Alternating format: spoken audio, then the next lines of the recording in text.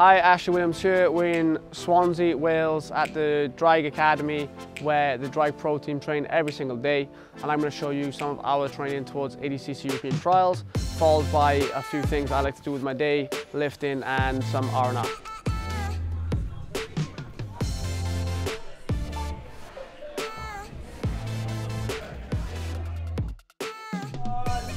Sub 75, 75 to 85 and then plus 85.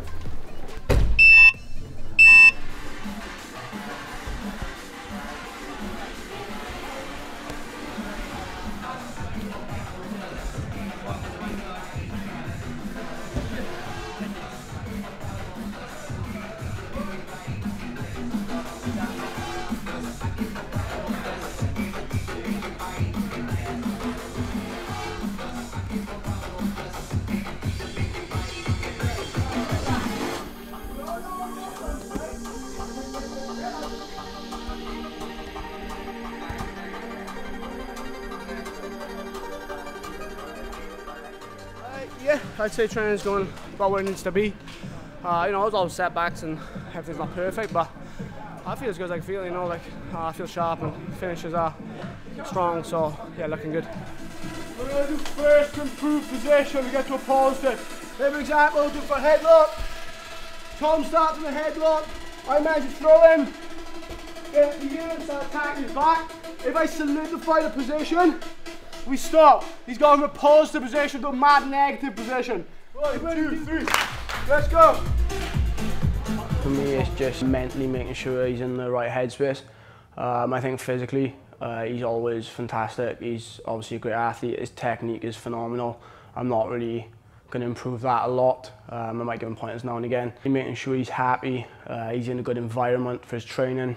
At the end of the day, if you train happy, you train better, and then we'll get better results, really. We talked a lot about the performance, we talked a lot about obviously the World Championships itself, and I think since then he's become more dangerous. I think more submission orientated. I mean, he had a good submission rate at the trials, which we obviously worked a lot on towards trials, but I think since then he's become even more dangerous, and he's added some additional stuff to his game where he wasn't very strong before, I think.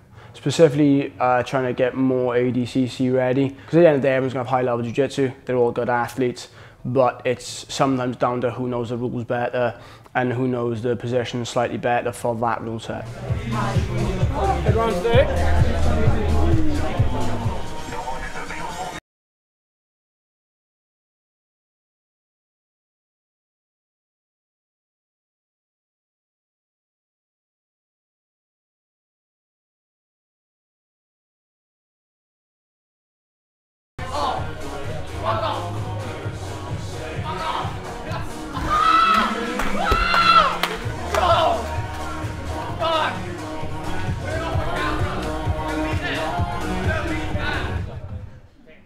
Nice what Fez has done today. I just remember now we're like 3 weeks out, okay? It's not about trying to prove yourself now in the next 3 weeks, about just taking it over, making good decisions, keeping your gas where it is, with no risk of injury, nothing stupid. We don't know heroes, we just want people to make it to trials safe and ready. 3, 1, 2, 3, try! Go shit guys, well done! Just because I feel like I want to show examples to everyone else, you know, like I think a good leader should lead everywhere, you know, not just like train hard, compete hard. They should eat well, you know, they should sweep after class, tidy up after themselves. Like being a leader is more than just winning out there, you know.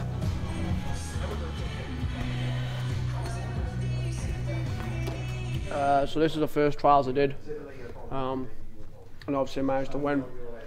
I fought with a tough guy, Garbig in the final. Garbig just beat Fabricio Andre, so if he's there it's going to be a tough match, you know, but it'd be good to rematch, and I think I can beat him better than I did the first time, to be honest. I was a little bit unprepared, so probably definitely one of the best moments I think I've had in my career so far. Like, and this is probably one of my favourite photos. I think Boro Jiu-Jitsu captured it. But it's one of my favourite moments, I think, in my entire life. Like, my brother was mat side when I won ADCC trials.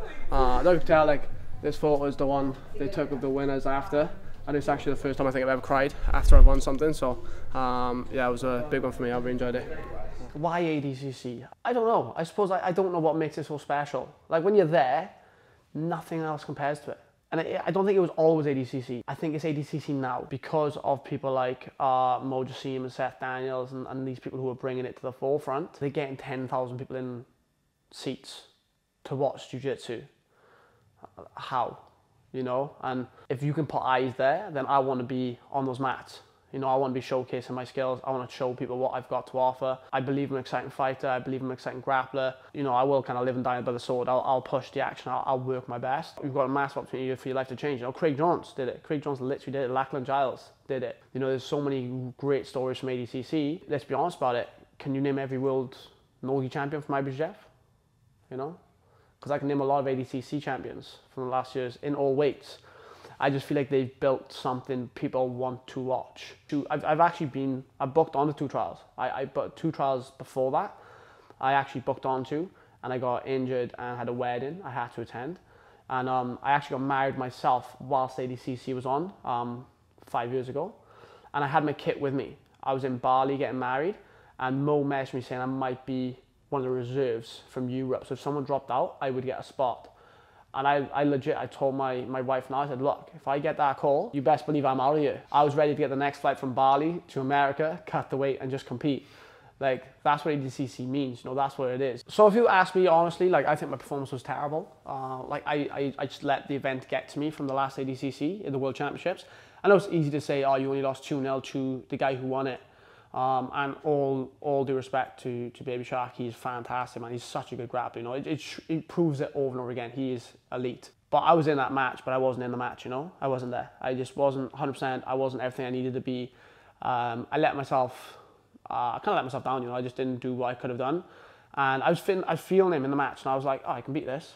It only gave me the belief that when I get back there, I can actually win it. It's been a really weird camp this time around. ADCC trials, they land in September for Europeans, you know, so we get June, July, August, and we should be getting nice sunshine and good weather so we can really up our training and just feel good. But we've literally had 6 months of miserable rain, and it made the start of the camp a little bit mopey, you know. We were like, right guys, we're gonna start training harder. We're not gonna get outside. We're not gonna go do things as a team. We're not going to get that feeling of that recovery, going down to the sea, going down to the extra things we usually do as a team. Because when it's cold and miserable and wet, everybody could watch us and be like, I'd work hard if it's cold, miserable and wet. Maybe one time you would, you know, but when this is day in, day out, week after week after week, and then we know that after trials, we're not going to see the sun again for months. One thing that's been actually nicer this time around is in the last 2 years, we've been like, nah, let's get physical. You know, let's get in people's faces, let's push the action, let's be abrasive and show people what we're made of. The focus has actually been on being a little bit stronger, a little bit more athletic, and then getting our finish rate higher. Yeah, it's coming together to something special.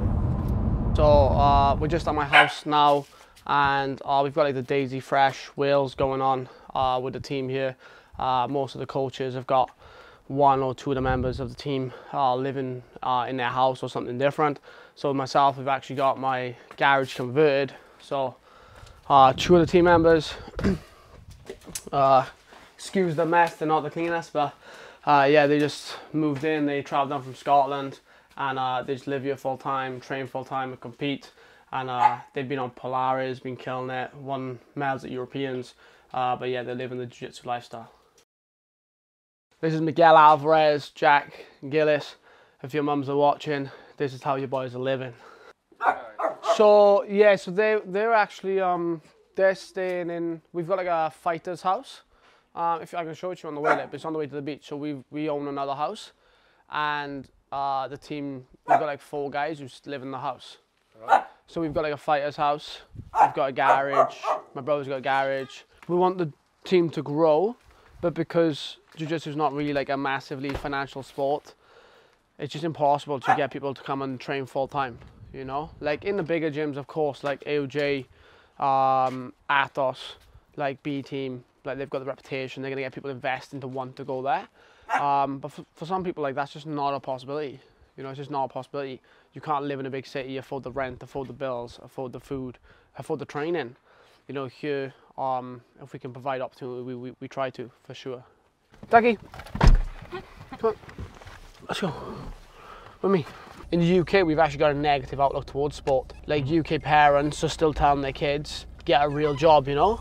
They could be like the top 1% in Europe, and a parent would still statistically tell their child, it's not a real job, you'll never make a career out of it, and would rather their child go get a living, which is mental.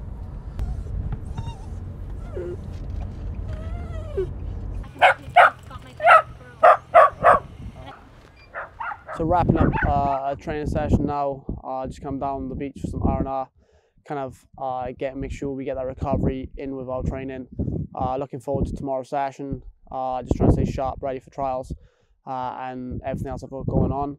I think avoiding that overtraining and keeping the body and mind sharp is super important. You know, cutting a little bit of weight, trying to be the best physically I can be, so I don't want to overdo it, and it's just a fine balance of find out what works for you. You know, how much can you push your body, how much can you push your mind, making sure no injuries happen, and making sure that we're just staying like fresh enough for the challenge tomorrow, but not overdoing it that we burn out.